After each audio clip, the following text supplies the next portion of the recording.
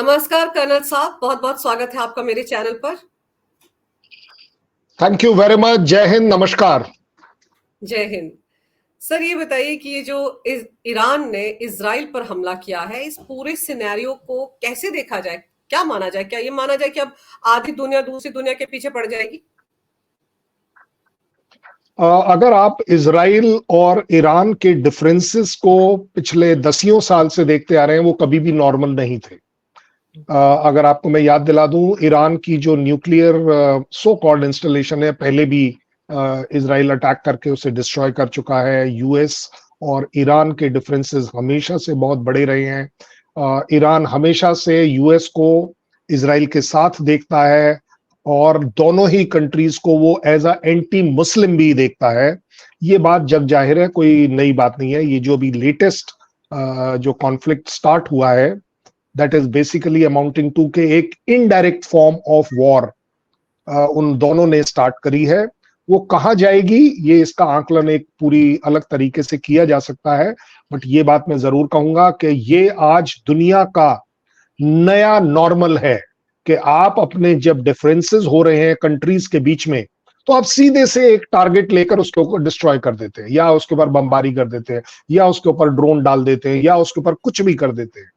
But एक full fledged war आप नहीं करते हैं। This is the new normal in the world कि जहां चीजें डिस्टर्ब्ड रहेंगी।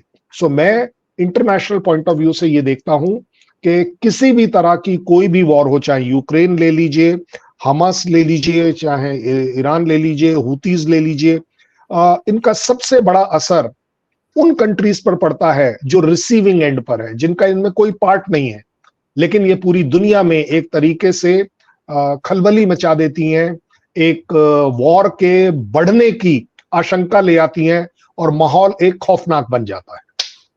सर, हमने देखा कि जब ये हमास फिलिस्तीन और इजराइल का चल रहा था, उस वक्त भी बार बार ये कहा जा रहा था ईरान शायद हमला करे इजराइल पर, शायद करे, और इजराइल के साथ पूरी तरीके से अमेरिका खड़ा है।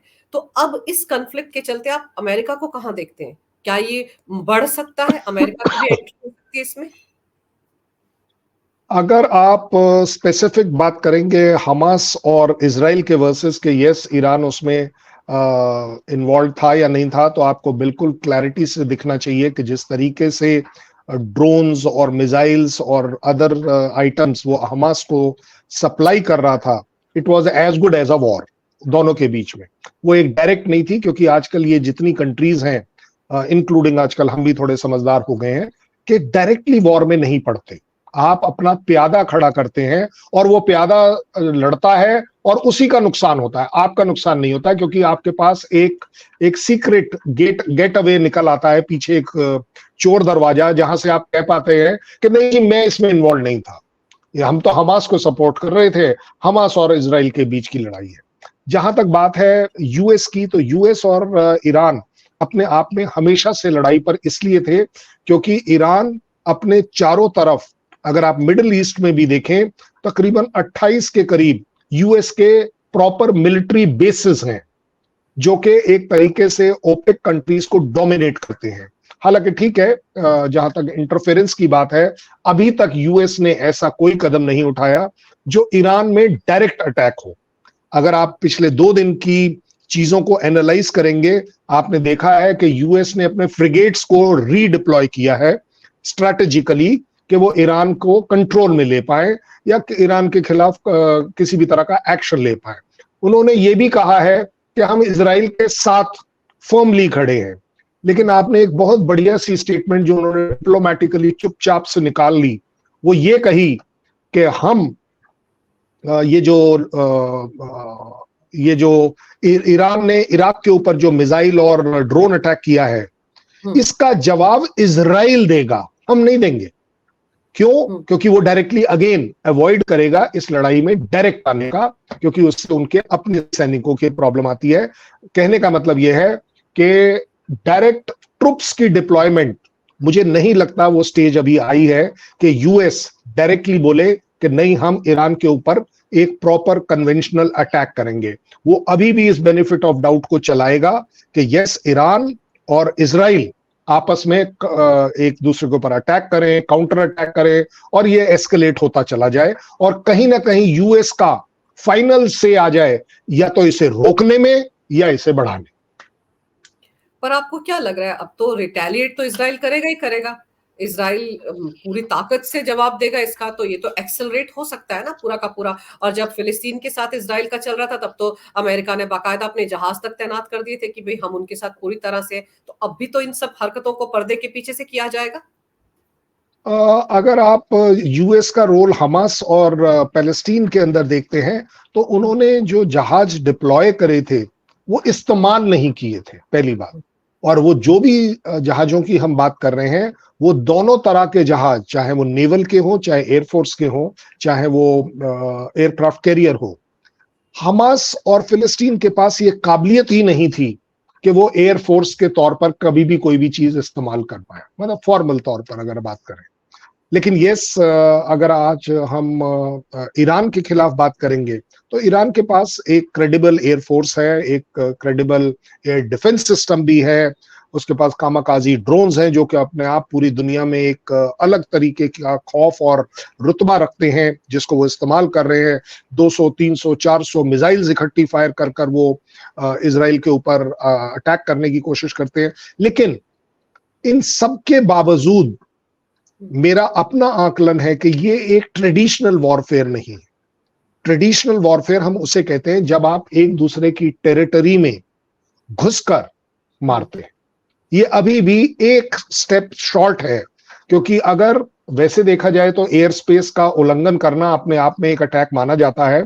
और जहां तक आपने बात करी है वार और पलटवार, तो आज अगर आप ईरान की स्टेटमेंट को इवैल्यूएट करें, उसको बिल्कुल क्लियरली वो कह रहे हैं कि हमने अपना बदला ले लिया है। दैट मींस उनका ही एक्चुअली पलटवार था।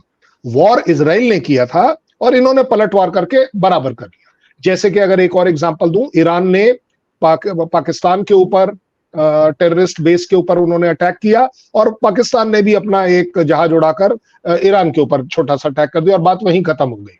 हालांकि इस पैरेलल से आपको ये जरूर समझना पड़ेगा कि इजराइल और ईरान के बीच में ये लिमिटेड पॉसिबिलिटी कम हो जाती है। दैट इज लिमिटेड वॉर, जिसको हम कहते हैं कि वॉर किया था शुरुआत में इजराइल ने, और पलट वॉर जैसा ईरान कह रहा है उन्होंने कर कर ये बात रुक जाएगी। क्यों? क्योंकि इजराइल एक वो कंट्री है, वो एक एसेंट्रिक कंट्री है, एक्सट्रीमिस्टिक कंट्री है कि वो किसी एक्सट्रीम तक जा सकता है। वो कोई हद पार कर सकता है, कोई भी हद पार कर सकता है, सभी हदें पार कर सकता है अपने आप को बचाने के लिए, और जो दुश्मन आइडेंटिफाइड हुआ है उसको खत्म करने के लिए।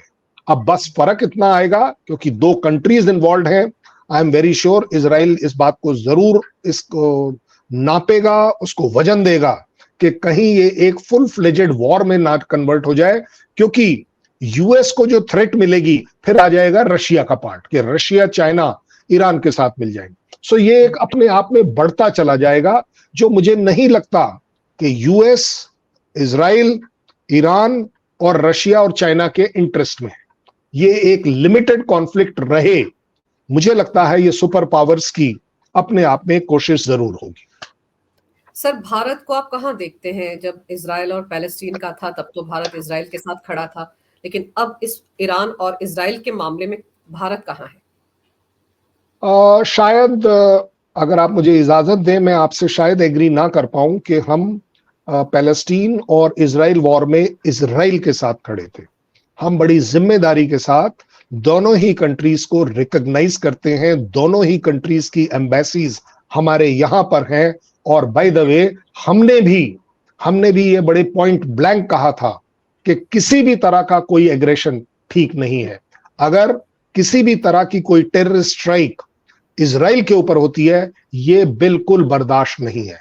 But at the same time अगर किसी भी तरह का एक सो कॉल्ड जिनोसाइड अटैक या मैसिव डिस्ट्रक्शन का अटैक एक गाजा पट्टी पर होता है, तो वो भी अपने आप में ठीक नहीं है। मुझे लगता है भारत ने एक बहुत बड़ा अच्छा स्टैंड लिया था कि यस, दोनों ही साइड अपने आप को कंट्रोल करें और इस चीज को आगे ना बढ़ने दें। जहां तक अब बात आती है ईरान और इजराइल की, इंडिया अगेन एक ऐसी ही जगह पर खड़ा है जैसे कि वो पैलेस्टीन के साथ अच्छे रिलेशन रखता है, इसराइल के साथ उसके वेस्टेड इंटरेस्ट है, रिलेशंस भी बड़े टेक्निकली साउंड है, यूएस के साथ भी हमारे बड़े अच्छे हैं। इसी तरह हमारे ईरान के साथ भी ट्रेड, कल्चर, बाकी सब चीजों में हमारा उनके साथ भी एक इंटरेस्ट है, एक बोलचाल है, एक तरीके का एक लॉन्ग लॉन्ग एसोसिएशन है हमारे और ईरान के बीच में। अब इंडिया का स्टैंड क्या होना चाहिए? इंडिया ने अब तक जो स्टैंड लिया है वो बिल्कुल सही लिया है कि हम किसी भी तरह की वॉर के साथ नहीं चलते। This is not a era of war. हमने अपने दोस्त रशिया तक को यही बात कही है, जो दुनिया रिपीट करती चली गई। अगर हमारा आज ये स्टैंड है कि this is not a era of war, दोनों ही पार्टीज इसको एस्केलेट ना करें और आपस में बैठकर मिलजुल कर इस पर बात कर ले। हालांकि मैं मानता हूं कि मिलजुल कर बात करने की स्कोप बहुत कम है, क्योंकि दोनों ही कंट्रीज एक दूसरे के इतने ज्यादा कट्टरवाद के तरह पर खिलाफ हैं कि वो एक दूसरे को बिल्कुल टॉलरेट नहीं करती। So overall India should take, इसमें कोई बहुत ज्यादा जंप मारने की जरूरत नहीं होनी चाहिए। हमें अपना खुद का इंटरेस्ट देखते हुए एक बैलेंस स्टेटमेंट जो अभी आज तक हम देते आए हैं और उसको मेंटेन करते हैं कि चीजों को और एस्केलेट नहीं करना चाहिए, युद्ध में ये चीज कन्वर्ट नहीं होनी चाहिए और दोनों ही साइड रिस्पॉन्सिबली अपने ऊपर रेस्ट्रेन रखें और इस युद्ध को पूरी दुनिया के ऊपर ना थोपे, क्योंकि अगर युद्ध होता है तो उसका रिपल इफेक्ट पूरी दुनिया पर आता है। यूक्रेन जीता जाता एग्जाम्पल है कि एक फूड क्राइसिस अननेसेसरली पूरी दुनिया में देखने को मिल गया। बिल्कुल, और यूक्रेन और रशिया के बीच सर जो कुछ भी हुआ उसके बाद आप ये देखिए ना कि किस तरह से कोशिश हो रही थी। यूक्रेन के प्रेसिडेंट लगातार एक कोशिश कर रहे थे कि पीएम मोदी बीच बचाव करें, शांति की बात करें। तो ये अगर दोनों देशों के साथ, इजराइल और ईरान के साथ भारत के अच्छे रिश्ते हैं, तो भारत एक बड़े भाई की, या कह सकते हैं एक अच्छी बैलेंस्ड अप्रोच के साथ दोनों के रिश्तों को ठीक भी करने की कोशिश कर सकता है। दुनिया भारत की तरफ आज की तारीख में देखती है। लेकिन सर हमने हमास के वक्त भी देखा था कि हमारे देश में बहुत सारे ऐसी जमात है जो हमास के पक्ष में उठकर खड़े हो गए थे। और अभी ईरान में जिस तरह का जश्न मनाया गया है वो जश्न वहीं तक सीमित रहेगा ऐसा तो नहीं है। मुझे तो लगता है कि हमारे देश में भी एक जमात कूद फांद रही होगी इस वक्त। मुझे ऐसा लगता है कि जब हम किसी भी जमात की बात करें तो मेरी जमात, मेरे भारत की जमात भारतीय पहले होनी चाहिए, सब जमात बाद में होनी चाहिए। I could be a very good Indian Muslim, I could be a very good Indian Christian, I could be a very good Indian Sikh और एक इंडियन हिंदू भी मैं बड़ा अच्छा हो सकता हूं। अगर कोई भी जमात अगर किसी चीज का साइड ले तो वो ये जिम्मेदारी से ले कि क्या वो अपनी इंडियन जमात को सही पाता है कि नहीं। अगर आप उसे सही पाते हैं आप जरूर उसको सपोर्ट करिए। मुझे नहीं लगता कि ईरान के और इजराइल के युद्ध के बीच में किसी भी जमात को, इंक्लूडिंग मुस्लिम जमात, आप शायद ना नाम ले रही हो, मैं फौजी आदमी हूं, नाम लेने में मुझे कोई घबराहट नहीं है, कि मेरा जो मुस्लिम जमात है उसका इसमें क्या इंटरेस्ट आ सकता है सिवाय इसके कि यस, मुस्लिम टू मुस्लिम। तो अगर मुस्लिम टू मुस्लिम है तो पाकिस्तान को तो सबसे पहले ऊपर खड़ा हो जाना चाहिए, उसे तो अपने जहाज डिस्पैच कर देने चाहिए। सऊदी को भी यही करना चाहिए, यूएई को भी यही करना चाहिए, ओपेक की 57 कंट्रीज को भी यही करना चाहिए। भाई वो तो डिक्लेयर्ड मुस्लिम स्टेट है ना, उससे बड़ी और क्या जमात देखने को मिलेगी। यस, जहां तक आपका सवाल है कि हमास के टाइम में हमारे यहां देखिए 140 करोड़ लोगों में सबसे बड़ी जो डेमोक्रेटिक आजादी है वो क्या है कि मैं खुलकर कुछ बोल तो सकता हूं, करूं या ना करूं। चलिए अगर आप गिनना, यस यस हाँ बोल सकते हैं, अभिव्यक्ति है, लेकिन सबसे बड़ी बात कितने लोगों ने इस अभिव्यक्ति को मिसयूज किया? 100, 200, 400, 600, 800, 900, 1000, 10,000। आप ये कभी नहीं देख पाएंगी कि इंडियन मुस्लिम या इंडिया की किसी भी कम्युनिटी ने लाखों में बाहर निकलकर सेलिब्रेट किया हो, प्रोटेस्ट किया हो। आई डोंट थिंक सो। और अगर ईरान से रिलेटेड आज बात करें, 24 घंटे हो चुके हैं, अभी तक तो कुछ हुआ नहीं। देखिए हम अगर इस चीज को बहुत ज्यादा इंसिस्ट करें तो 2, 4, 6, 10, 20, 50 लोग बाहर आ भी गए, वो ठीक है भाई, दे वर मिसगाइडेड, वो मेंटली इतने स्ट्रॉन्ग बिलीफ के थे कि यस, लेकिन मेरी 140 करोड़ लोग के बीच में 10,000 अगर आप ले भी लें, 5,000 ले भी लें, ये जो इक्के दुक्के हम गिन रहे हैं, what is it? It doesn't reflect कि ये मेरे 22 या 27 करोड़ मुस्लिम लोगों की फीलिंग है। I don't think it is like that. Yes, criticise करने के लिए कोई भी ब्लॉक किसी भी ब्लॉक के खिलाफ क्रिटिसाइज कर लेगा, और वो भी मैं आपको जिम्मेदारी से कह रहा हूं, ये कोई जमात अपने आप कभी कोई प्रोटेस्ट और सेलिब्रेट नहीं करती, इसके पीछे आती है पॉलिटिक्स। ये जो पॉलिटिकली वो जो चार गंदे लोग एक वो माहौल क्रिएट करते हैं और उसमें लोग बह जाते हैं, वो एक बहुत बड़ी बात है। मैंने आपको अभी एग्जांपल दिया, सबसे पहला अगर सेलिब्रेशन और प्रोटेस्ट होना चाहिए तो वो पाकिस्तान में होना चाहिए, 57 ओपेक कंट्रीज में होना चाहिए। ये बहुत छोटी बात हो जाएगी कि आज मैं ब्लेम करना शुरू करूं कि मेरे यहां अगर 10 आदमियों ने कुछ बोल भी दिया, कोई बड़ी बात नहीं, हमारे यहां आजादी है इस बात की बोलने की, गलत है सही है वो एक अलग बात है। But at the same time ये एक पॉलिटिकल सीजन इस समय हमारा चल रहा है, इलेक्शन बड़े नजदीक चल रहे हैं, इस तरह का मिसयूज अपने आप में ओवर रूल नहीं किया जा सकता। लेकिन पूरी दुनिया जानती है, उन्होंने दिखता होगा कि ये मेरे कंट्री के इंडियन मुस्लिम्स का ये स्टैंड बिल्कुल नहीं है कि शायद ईरान के साथ ज्यादती हो रही। सर, आपको ये मानकर चलते हैं आप कि इन दोनों के बीच जो कॉन्फ्लिक्ट है इसका भारत पर कोई असर नहीं पड़ेगा? पड़ेगा, पड़ेगा, पड़ेगा, बहुत पड़ेगा, बहुत ज्यादा पड़ेगा। लेट मी टेल यू, क्योंकि आज दुनिया अकेले अकेले कंट्रीज में नहीं है, सबके एक दूसरे के साथ रिलेशन है।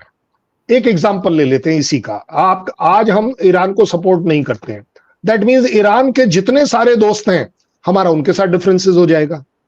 सो ऑटोमेटिकली कहीं ना कहीं, चलिए कोई बात नहीं, आई थिंक हम लोग उनके साथ ईरान के साथ 1.85 बिलियन डॉलर का ट्रेड कर रहे हैं, जो कि जनरली माना जाता है 9.445% के हिसाब से इंक्रीज होता है। अब ये आप उसको तोलें कि सिर्फ वो 2 बिलियन डॉलर बहुत कम है, there is nothing called as कम या ज्यादा। हर एक ड्रॉप, उस घड़े में हर ड्रॉप की कीमत है। अगर हम कहीं एक्सपोर्ट करते हैं तो उसमें हम कुछ कमाते हैं, उसमें लोगों की आजीविका है, उसमें अर्निंग्स इन्वॉल्व है, उससे रिलेटेड हमारा रुतबा इन्वॉल्व है कि हम कितने कंट्रीज के साथ काम कर रहे हैं। और अगर एक कंट्री के साथ बंद करते हैं, सपोज कर लेते हैं, चलिए आज हमने ईरान की साइड लेने के लिए इजराइल के साथ बंद कर दिया, डोंट यू थिंक कि हमारे यूएस के साथ फर्क पड़ जाएगा? डोंट यू थिंक कि हमारा जर्मनी के साथ फर्क पड़ जाएगा क्योंकि वो उसे सपोर्ट करता है? ब्रिटेन के साथ फर्क पड़ जाएगा? सो ओवरऑल इफेक्ट देखें तो ये हमारे इंटरेस्ट में 100% होगा कि हम दोनों ही कंट्रीज, यूक्रेन रशिया एक बड़ा बढ़िया सा एग्जांपल है, हमने किसी की साइड नहीं ली, हमने तेल वहां से खरीदा जहां से हमें सस्ता मिल रहा था। यूएस ने बोला अगर आप वहां से खरीदोगे सैंक्शन लग जाएंगे, खैर अब तक तो नहीं लगे। देखिए, हर आदमी ये चीज देखता है, हर कंट्री ये देखता है कि आपके अपने इंटरेस्ट क्या है, economic interest, infrastructure interest, technology interest, defence interest. इसमें कोई शक नहीं कि हमारा हो सकता है ईरान के साथ डिफेंस इंटरेस्ट ना हो, हमारा डिफेंस इंटरेस्ट हो सकता है इजराइल के साथ ज्यादा हो, क्योंकि ड्रोन टेक्नोलॉजी हम उनसे ले रहे हैं, ईरान से नहीं ले रहे हैं। बट ईरान के साथ हमारा दूसरा है, that is called as crude oil. वो अपने आप में एक हमारी बहुत बड़ी स्ट्रैटेजिक इकोनॉमिक इंटरेस्ट इन्वॉल्व है, जिसपे हमारी पूरी कंट्री डिपेंडेंट है। कल अगर रशिया हमारे को किसी भी वजह से अप डाउन कर देता है तो आपके पास सोर्स तो होना चाहिए। Iran is our second largest supplier, otherwise it had been. तो ओवरऑल अगर आप देखें, डिसीजंस इंडिया फेवरेट हो, इंडिया फर्स्ट के हिसाब से हो, इंडिया की ये मजबूरी होनी चाहिए अपने इंटरेस्ट देखते हुए। आप कभी नहीं एक नी जर्क रिएक्शन लेकर कह सकते हैं कि नहीं इजराइल बिल्कुल ठीक है। इजराइल ठीक था जब उनके ऊपर टेररिस्ट स्ट्राइक हुई थी, समझिए मेरी बात को। लेकिन जहां तक ह्यूमैनिटेरियन एंगल है तो ह्यूमैनिटेरियन एड गाजा में जानी चाहिए, ना केवल हम उसे सपोर्ट करते हैं बट हम उसमें पार्टिसिपेट करते हैं, एंड हमने करा है। तो अब इजराइल उसको ये नहीं कह सकता कि आप गाजा की साइड हो गए, पैलेस्टीन्स के साइड हो गए, मुस्लिम्स की साइड हो गए, नहीं, आप बिल्कुल नहीं कह सकते। मुझे बता दीजिए, इजराइल जो कुछ गाजा में कर रहा है, लाखों करोड़ों सुपर करोड़ रुपया वहां हर महीने जाता है, इजराइल से जाता है officially. They have differences. So same goes for Iran, कि ईरान अपने आप में हमारे लिए इंपॉर्टेंट है। एंड बाय द वे, ऐसा मेरी टर्मिनोलॉजी में कहा जाता है कि अगर आपको आपका दुश्मन एक्चुअली पता हो तो आपको उसको एंगेज कर कर रखना चाहिए। ईरान तो फिर भी हमारा दोस्त है। इस झगड़े में मैं इस दोस्त को ना खो दूं, मेरे स्ट्रैटेजिक इंटरेस्ट कंप्रोमाइज ना कर दूं, I think that should be the priority for India. बिल्कुल, बैलेंस्ड अप्रोच के साथ ही भारत को चलना पड़ेगा, ताकि उनके जो दोस्त दोनों तरफ हैं, कम से कम भारत को उसका नुकसान ना पहुंचे। और भारत, मुझे लगता है कि नया भारत है, बहुत सोच विचार कर ही चलता है, अपने फायदे को पहले देखता है, तो मुझे नहीं लगता कि इसमें कहीं कोई कंफ्यूजन होगा। लेकिन सर, आपने इस मामले पर विस्तार से जो जानकारी मेरे दर्शकों को दी, मेरे लिए आपने समय निकाला, इसके लिए आपका बहुत बहुत धन्यवाद। नमस्कार, जय Hind. It is always a pleasure and thank you very much कि आपने मुझे अपने शो में जगह दी। I am so grateful to you. जय Hind. Thank you very much. धन्यवाद।